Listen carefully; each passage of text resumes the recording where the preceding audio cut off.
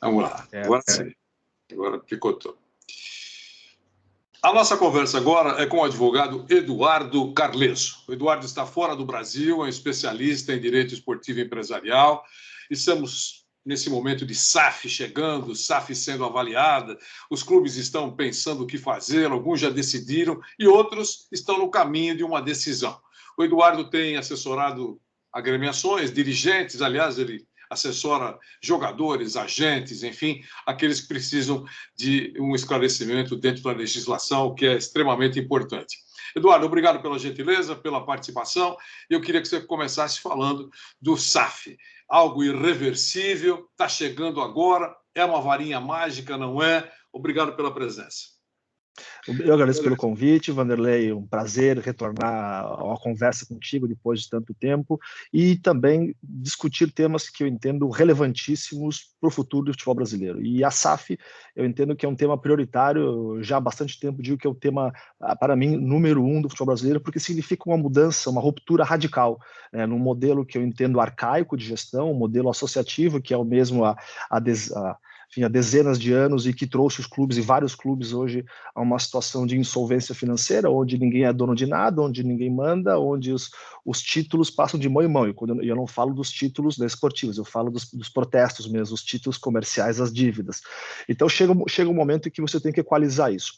Por outro lado, também é importante destacar que eu entendo que a SAF é um caminho sem volta, porque isso aconteceu em todo o mundo moderno, globalizado, seja nos países aí que compõem o G20, que tem alguma relevância futebolística, ou nos países aí, os 10 do ranking da FIFA, você percebeu que ao longo dos anos eles caminharam para esse modelo, principalmente os clubes aí da elite do país. E isso também, na maior parte desses clubes, também significou uma capitalização. O que aconteceu no Brasil é que o Brasil ficou, entendo eu, junto com a Argentina, na periferia do futebol mundial. Dois clubes de relevância, de duas potências do futebol mundial, né, os maiores exportadores de atletas, porém, no âmbito corporativo e de estrutura negocial, comercial, ficar na periferia. A Argentina, que por coincidência onde eu estou hoje, inclusive em Buenos Aires, participando aqui de algumas reuniões, aparentemente vai continuar por mais um tempo, porque para eles ainda é letra morta, é um assunto quase que proibido aí falar de transformação em sociedade anônima.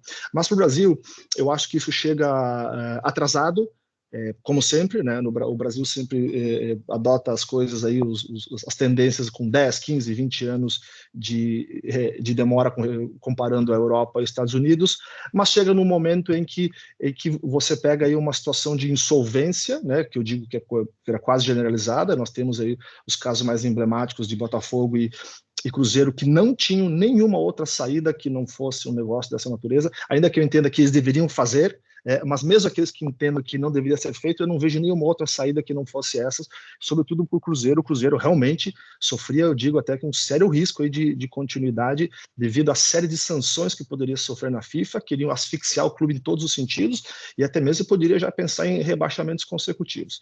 Portanto, chegou para ficar, Vanderlei, nós temos aí, o torcedor já tem que se acostumar então com essas letrinhas aí, com o SAF. Chegou para ficar, mas com, digamos assim, indícios de que a coisa mudou para valer em pouco tempo, porque você citou o Cruzeiro, mas quando foi citado aquele número de 400 milhões, muita gente entendendo que, olha, já está chegando um cheque hoje de 400 milhões, vai ser um sucesso, podemos contratar quem a gente quiser.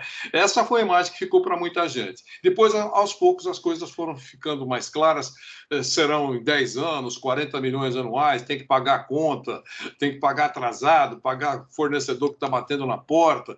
Tem uma série de coisas que as pessoas precisam entender e tirar da cabeça, que eu posso contratar o Messi hoje com esse dinheiro que vai entrar. É assim. O caso do Cruzeiro, que é o mais emblemático de todos, vamos lembrar que é um clube que tinha 1 bilhão de dívida, mais de 1 bilhão. Estão ainda apurando em due diligence exatamente a extensão dessa dívida, e com uma receita que estava na casa de 60 a 70 milhões de reais na Série B, ou seja, nunca, mas nunca iria pagar essa dívida seguindo nessa toada, e mesmo estando na Série A também, não vai ser fácil pagar essa dívida. Então, eu entendo que o negócio do Cruzeiro foi um bom negócio para o clube, dadas a falta de alternativa, ou seja, você tem um investidor agora que, queira ou não queira, assumiu aí uma dívida de 1 bilhão, porque em algum momento essa dívida vai bater nele, e ele vai ter que promover também outros investimentos aí dentro do futebol para tornar o time competitivo. Então, acho que foi para o clube, dadas as circunstâncias, interessante, não havia nenhuma outra solução. E no Botafogo, já se pode perceber aí que o Textor tem mexido com a torcida, né? Mexeu com a torcida, prometendo investimentos, prometendo planos grandes, fazendo aí mudanças significativas dentro da estrutura do clube, trazendo uma visão gerencial. Eu acho que nós vamos ter agora também, além de dinheiro novo, que é muito importante para o futebol brasileiro, porque não há dinheiro de novo disponível, as pessoas têm que entender que as receitas estão no limite, né? Tivemos pandemia, temos aí, talvez vamos entrar numa a situação econômica do país não é das melhores, isso significa assim, que tanto o consumidor não tem todo aquele poder de consumo, como as empresas também não têm um poder de investimento muito grande, e isso tudo chega no futebol. Então, a capacidade de você obter novas receitas é mediante capitalização da SAF. E vemos o Vasco também agora trilhando um caminho parecido com esse, com um investimento que aparentemente é o maior dos 3 até agora anunciados. E, por fim, tivemos a notícia dessa semana que o City, né, poderia estar interessado, então, em comprar o Atlético Mineiro, que seria uma operação, eu digo, espetacular, e que eu acho essa, sim, mexeria profundamente com a estrutura dos grandes clubes do Brasil.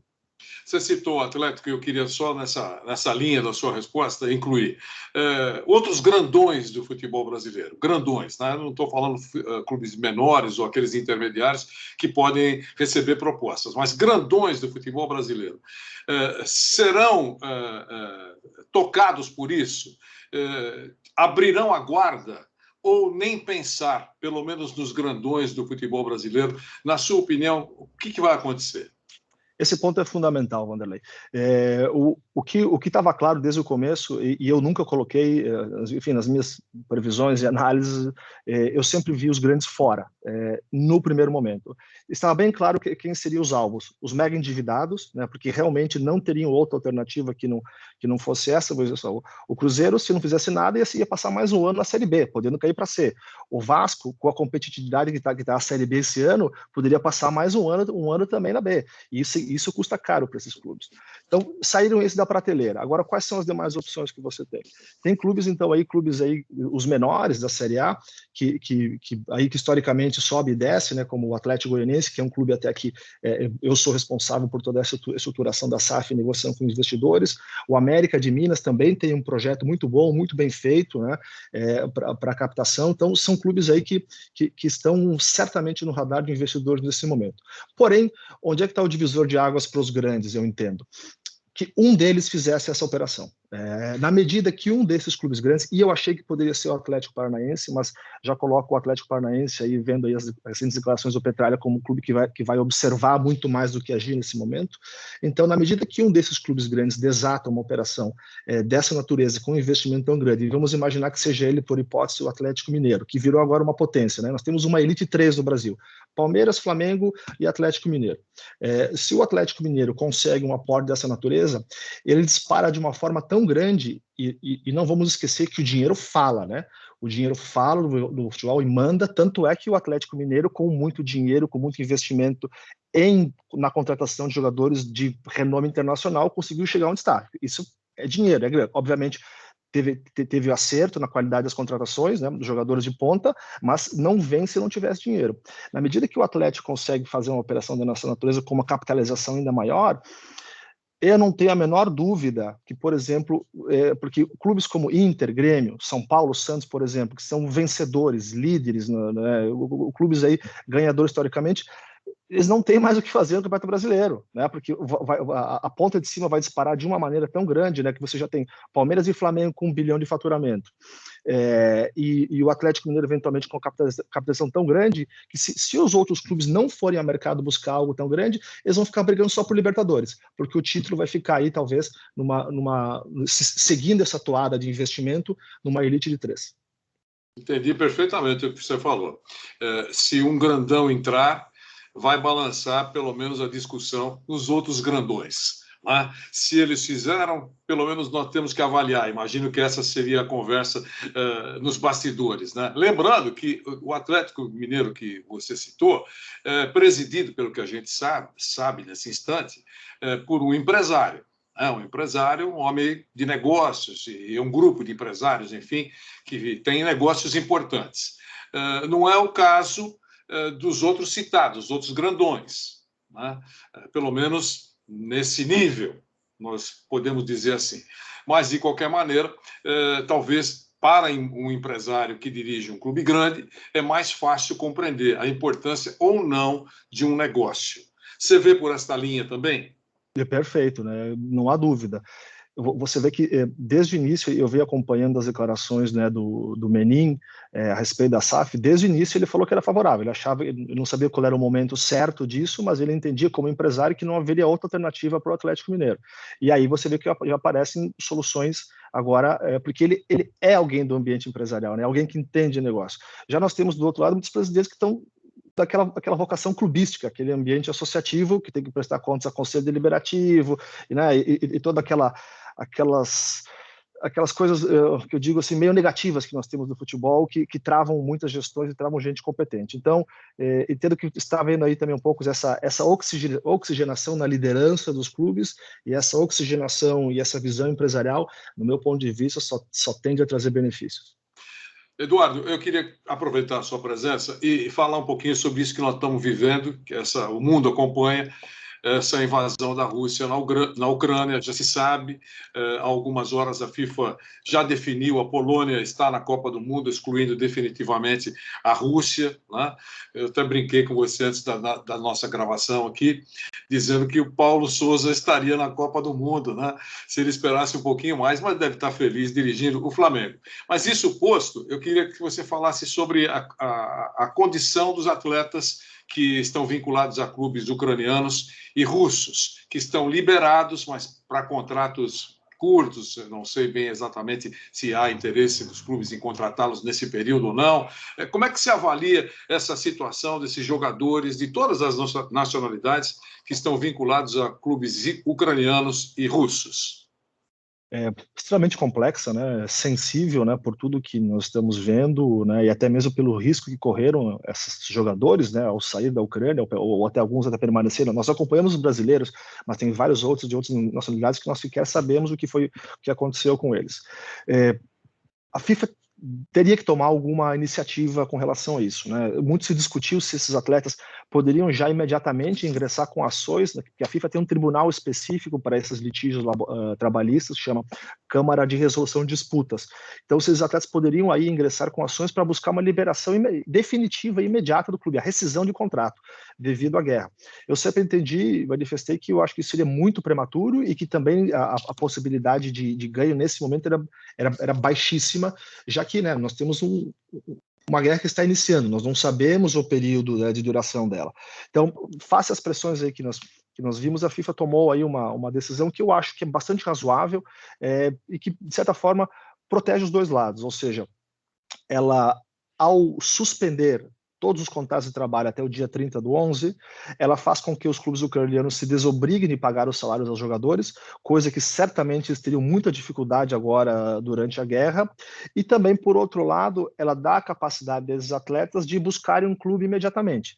Bem da verdade, como você mesmo já bem destacou, que você tem que entender quais clubes vão ter interesse, né, também em contratar jogadores por 4 meses. Né? Realmente não é fácil você enquadrar dentro de um planejamento esportivo, ainda que sejam atletas de elite. Né? Você tem, por exemplo, no Shakhtar, jogadores espetaculares, né? Jogadores realmente de alto nível, que caberiam em qualquer clube brasileiro, com certeza, mas como enquadrar eles em 4 meses também não é fácil. Porém, eu entendo que, devido à complexidade do tema, e para tentar achar uma solução aí que seja razoável, que proteja de alguma maneira as duas partes, essa solução foi justa no meu ponto de vista. Agora, logicamente a FIFA olhou até o dia 30 de junho. Havendo aí uma continuidade da guerra, né, de longo prazo, pode ser aí que realmente possam surgir outras soluções um pouco mais drásticas aí para eventual ruptura desses contratos. Legal. Eduardo, só para a gente encerrar, me chamou a atenção quando você disse que SAF na Argentina, pelo menos nesse momento, nem pensar, né? É isso, e por quê, na sua opinião? Aqui há uma certa... havia até uma certa demonização, eu diria até, com relação à transformação dos clubes em empresa. Esse assunto, inclusive, quando o Macri era presidente da República, né, Macri, ex-presidente do Boca Juniors, ele tentou trazer uma discussão legislativa sobre isso que simplesmente não avançou. Os clubes bloquearam qualquer tipo de discussão dessa natureza. Agora, o que eu entendo, né? Como tudo, uma coisa puxa a outra. Da mesma forma que eu disse que quando o primeiro dos clubes da elite futebol brasileiro fizesse aí uma transformação em SAF bem sucedida, os demais vão ser pressionados a buscar soluções, eu não tenho a menor dúvida. Eu acho que aqui também esse vai bater, porque o que nós estamos vendo no futebol brasileiro, no futebol sul-americano hoje? Os brasileiros estão ganhando tudo, né? Estão ganhando Libertadores, estão ganhando Sul-Americana, começam a empilhar títulos. De novo, money talks. Na medida que os clubes aqui passem e continuem a ganhar vários títulos, seja ele SAF ou não, os argentinos vão se obrigar também a tomar, para continuarem competitivos, vão se obrigar também a buscar soluções. E essas soluções também entendeu que aqui também vai passar por uma capitalização que envolveria aí a transformação em sociedade anônima. Perfeito. Doutor Eduardo Carleso, um grande abraço, obrigado pela gentileza por nos atender. Você está em Buenos Aires, mas foi muito esclarecedora, como sempre, a sua participação. Um grande abraço e até a próxima. Vanderlei, uma honra participar, sempre às ordens, esses assuntos são importantes, são relevantes para o futebol e sempre obrigado pelo espaço que você dá isso contribui com certeza ao debate e ao avanço do futebol brasileiro. A nossa conversa foi com o doutor Eduardo Carleso, advogado, especialista na legislação esportiva, especialmente no campo empresarial, muito importante nesse momento que todos nós estamos acompanhando no futebol. Até a próxima. Obrigado, Eduardo. Valeu, Vanderlei. Outro. Tchau, tchau. Depois eu te mando uma mensaginha e mando para o Vitor e para você o link do programa. A gente vai montar ainda e eu te mando. Tá bom? Tá bom? Um abração. Boa viagem. Obrigado. Tchau.